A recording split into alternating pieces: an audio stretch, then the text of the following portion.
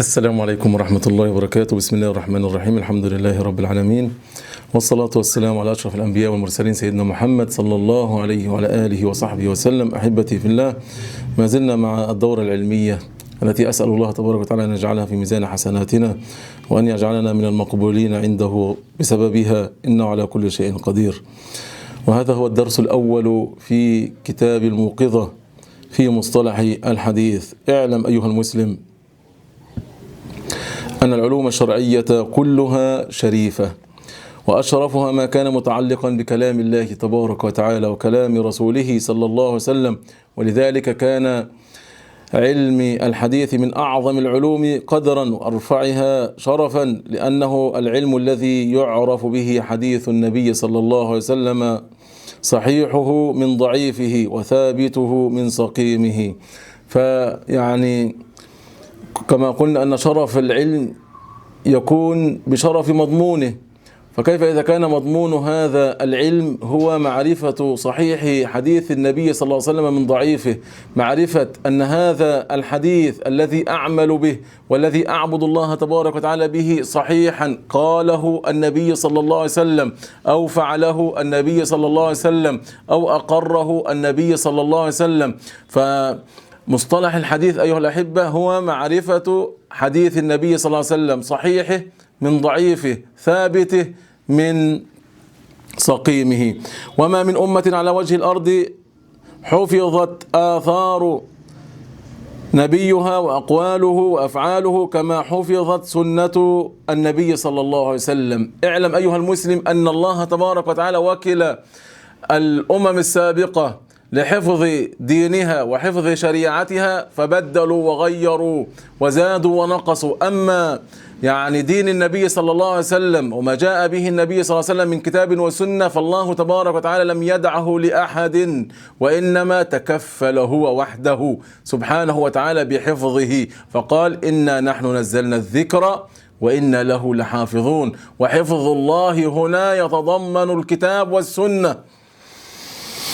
ما هي السنة أيها الأحبة وما مكانتها؟ السنة في اللغة هي الطريقة والسيرة، سواء كانت محمودة أو مذمومة.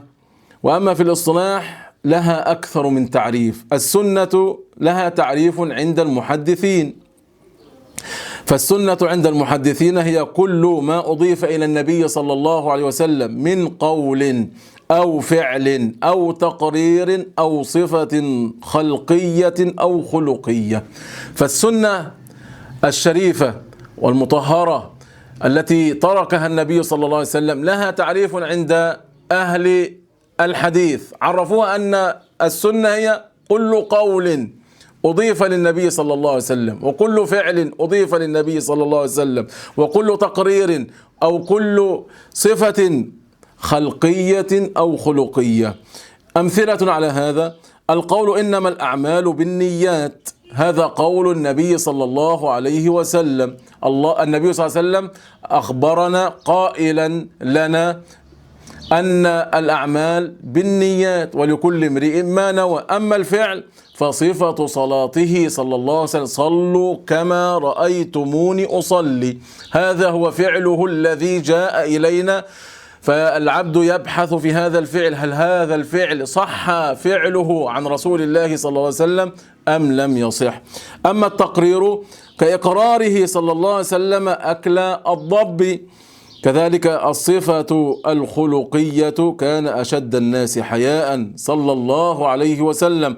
أما الصفة الخلقية: كان ربعة ليس بالطويل ولا بالقصير صلى الله عليه وسلم. هذا تعريف السنة عند المحدثين. أما تعريف السنة عند الأصوليين فهي ما صدر عن النبي صلى الله عليه وسلم غير القرآن مما يصلح دليلا شرعيا، لأن الأصولي ينظر إلى السنة من جهة الاستدلال واستنباط الأحكام.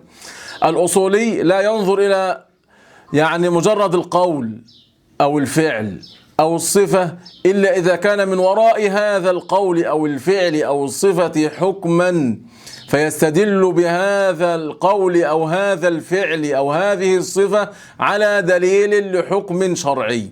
هذا ما ينظر إليه الأصولي.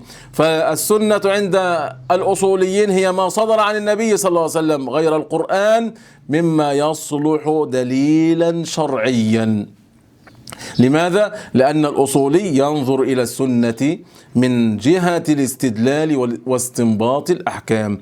أما السنة عند أهل الاعتقاد فهي ما كان عليه النبي صلى الله عليه وسلم وأصحابه في الاعتقاد والعمل، ولذلك يقال فلان صاحب سنة، أي متبع لآثار النبي صلى الله عليه وسلم وأصحابه. وهذا مما دل عليه حديث النبي صلى الله عليه وسلم ما كان على مثل ما أنا عليه اليوم وأصحابي، وهذا يكون في الاعتقاد، وهذا هو التعريف بالسنة عند أهل الاعتقاد. أما الذي ينبغي عليك أن تعرفه أيها المسلم من القواعد المهمة في هذا الأمر أن اختلاف التعريفات يكون باختلاف الاعتبار والفن. فاختلف تعريف الأصوليين عن تعريف المحدثين عن تعريف الأصوليين. لماذا؟ لأن لكل واحد منهم فن فيريد عليه دليلا ويستخدم هذا التعريف في ما يخدم علمه. فأهل الاعتقاد هم متبعون لما كان عليه النبي صلى الله عليه وسلم وأصحابه، وأما الأصوليين فينظرون إلى ما يأتي من ورائه حكم شرعي من أقوال النبي أو أفعاله. وأما المحدثين فهم يأخذون جميع أقوال النبي صلى الله عليه وسلم، ما صح من أقوال النبي صلى الله عليه وسلم وصح من أفعاله وصح من تقريراته وصح من صفته، فكل ذلك أحاديث يأخذونها ويصححونها ويأخذون ما صح منه ويتركون ما ضعف منه. السنة أيها الأحبة لها فضل عظيم.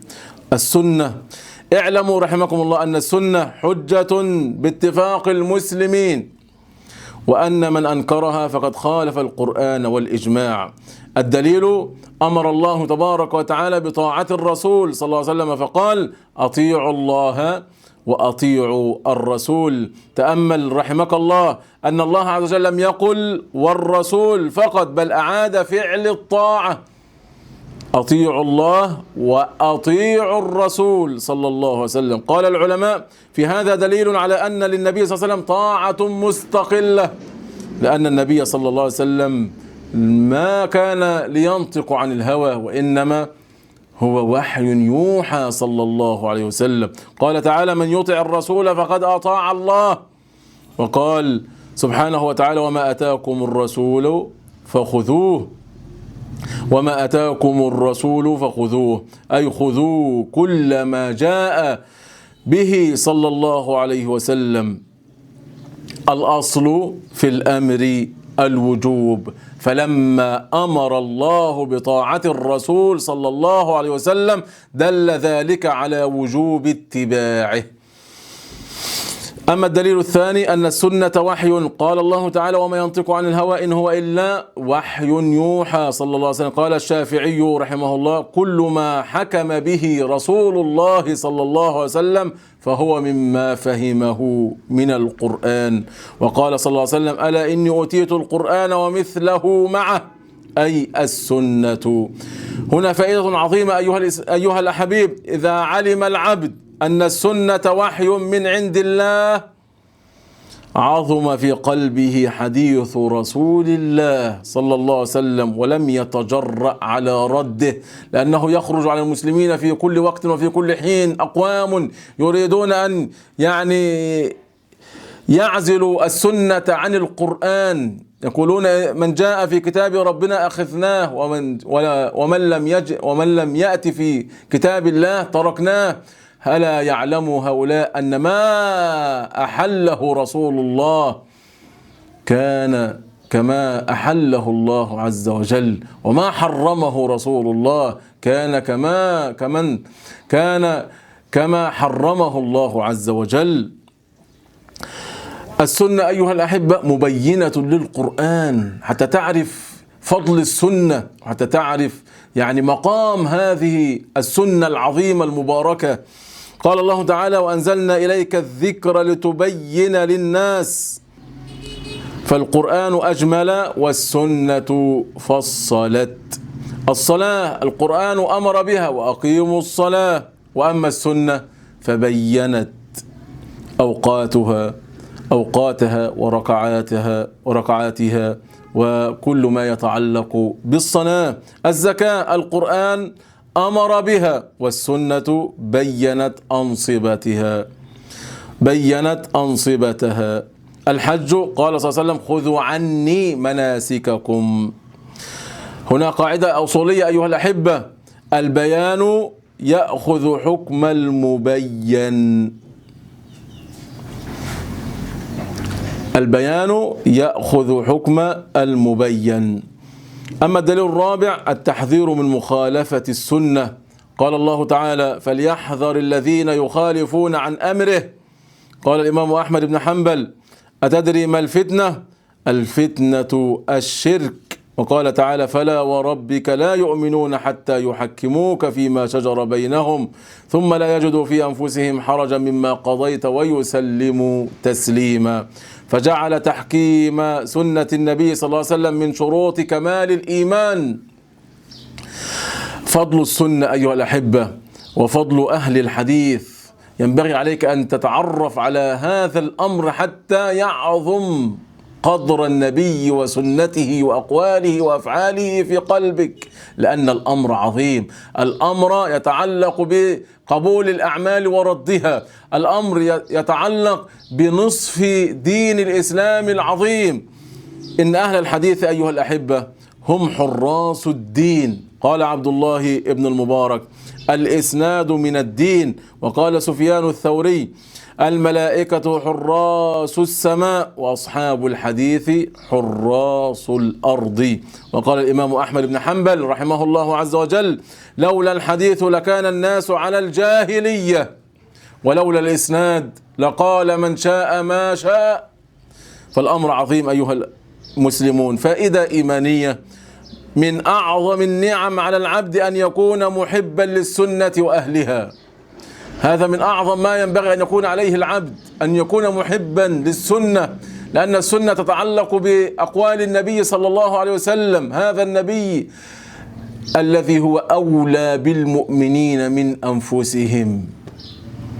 النبي صلى الله عليه وسلم هو يعني ما ترك ذرة تقربك إلى الله يا عبد الله إلا دلك عليها، ولم يترك ذرة تبعدك عن الله سبحانه وتعالى وتجلب لك غضب الله إلا حذرك منها صلى الله عليه وسلم. فهو معلم الناس الخير صلى الله عليه وسلم. أيها الحبيب، كيف حفظت السنة؟ من أعظم دلائل صدق هذا الدين أن الله حفظ السنة حفظا عجيبا. أولا الحفظ في الصدور. كان الصحابة أقوى الناس حفظا، فكان أبو هريرة يحفظ آلاف الأحاديث رضي الله عنهم، ومن تبعهم بإحسان إلى الدين، فهؤلاء يضرب لهم الأمثال في كثرة الحفظ لسنة النبي صلى الله عليه وسلم. وقصة البخاري رحمه الله تبارك وتعالى يعني مما يدل على عظم هؤلاء الأبطال الأفزاز رحمهم الله عز وجل. من حفظ الله لهذه السنة الكتابة، فقد كتب الصحابة الحديث، ومن ذلك صحيفة عبد الله بن عمرو بن العاص رضي الله عنهما. كذلك من حفظ السنة التدوين الرسمي في زمن عمر بن عبد العزيز رحمه الله عز وجل ورضي الله عنه، حين خاف ذهاب العلم فبث في النجوع وفي الميادين أن نكتبوا سنة النبي صلى الله عليه وسلم وما صح منها. كيف نشأ علم الحديث أيها الحبيب؟ نشأ علم الرجال ونشأ علم الجرح والتعديل، ونشأ علم العلل، ونشأ علم مصطلح الحديث، حتى كانوا يعرفون الراوي متى ولد ومتى مات ومن شيوخه وما درجة حفظه، وهذا مما لا يعرف في أمة غير الإسلام. نشأ هذا الحديث بهذه الروعة وبهذه المبادئ وبهذا البحث العظيم، أنه يبحث يعني عن علم الرجال. تجد العلماء يتكلمون في الرجال، هذا حافظ، هذا ضعيف، هذا شاذ، هذا وهذا وهذا، هذا ينسى، وهذا في من عمر كذا لعمر كذا حديثه صحيح، ومن عمر كذا وعمر كذا أصبح ينسى. هذا الرجل إذا حدث من كتابه فحديثه صحيح، أما إذا حدث من حفظه فحديثه ضعيف. أمر عظيم إي والله. قاعدة: ما لا يتم الواجب إلا به فهو واجب. ما لا يتم الواجب إلا به فهو واجب على كل مسلم أن يتعلمه. أيها المسلم، صحة الحديث وضعفه يترتب عليه سنة ودين وحكم شرعي تأخذ به أو تتركه. إذا كان صحيحا وتركته تركت حكما شرعيا جاء عليه دليل صريح عن النبي صلى الله عليه وسلم. وإن كان ضعيفا وعملت به فقد عملت بحكم لم يكن أتى عليه دليل، وعبدت الله بشرع غير شرعه.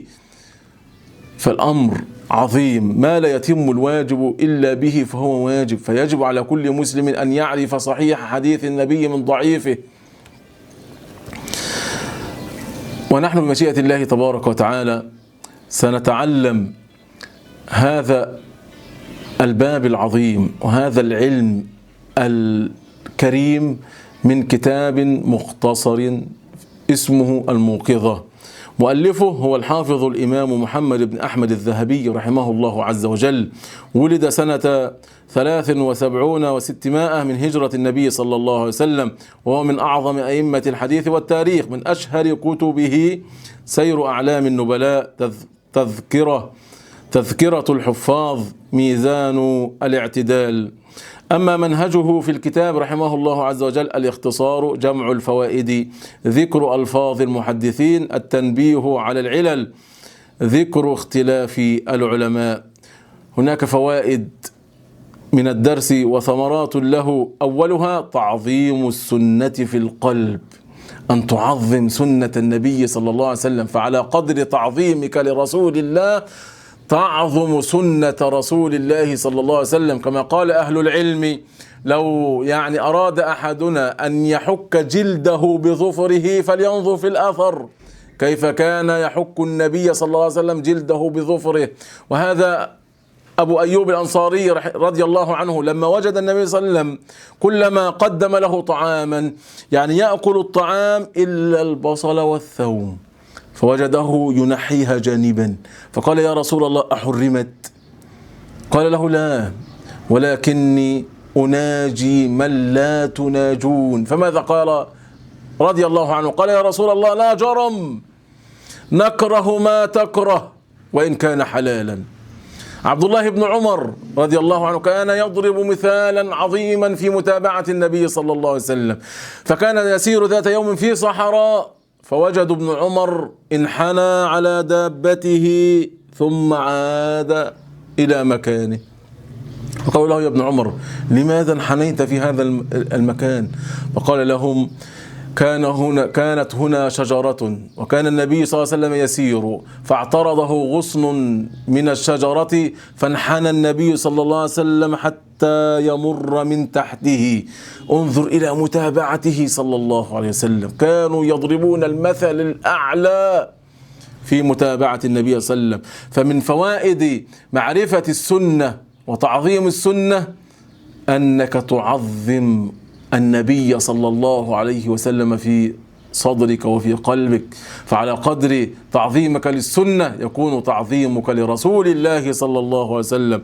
كذلك اليقين بأن السنة وحي، أن تتيقن بأن ما قاله النبي صلى الله عليه وسلم وما فعله وما أقره إنما هو وحي من عند الله تبارك وتعالى. ما كان لرسول الله صلى الله عليه وسلم أن يتكلم من عند نفسه. وعندنا حادثة عظيمة، حادثة الإفك، لما جاء الخبر إلى النبي صلى الله عليه وسلم وعرف ما يدور في المدينة وما يقال على زوجه أحب النساء إلى قلبه صلى الله عليه وسلم، لم يتكلم بكلمة واحدة إلا بعدما نزل الوحي من الله تبارك وتعالى. هذا مما يدل على أن السنة وحي، وما ينطق عن الهوى إن هو إلا وحي يوحى.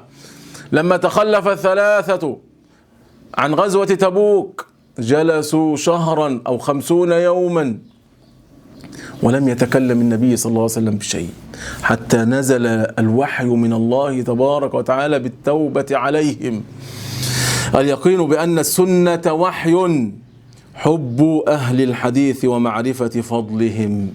إذا تأملت فيما فعله هؤلاء القوم لما أخذ هارون الرشيد رحمه الله عز وجل، رجل من أهل القصاص الذين كانوا يقصون على الناس أحاديثا ضعيفة، فأراد أن يقتص منه وأن يقطع رأسه، فقال له الرجل: ماذا تفعل يا أمير المؤمنين في 1400 حديث وضعتهم على رسول الله صلى الله عليه وسلم؟ أنت هتعمل إيه في 1400 حديث كذبتهم على رسول الله صلى الله عليه وسلم وهم مبثوثون في الأمة؟